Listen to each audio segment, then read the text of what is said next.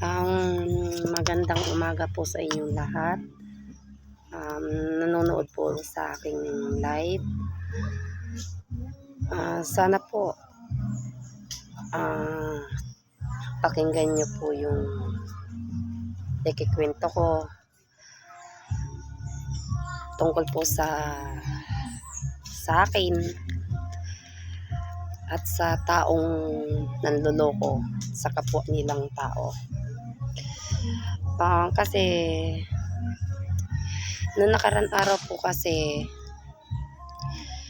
may tumawag po sa cellphone ko na numbers. Ang sabi niya,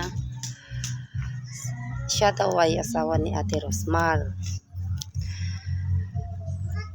Ako'y daw nanalo daw ng malaking halaga. Sabi ko naman sa kanya,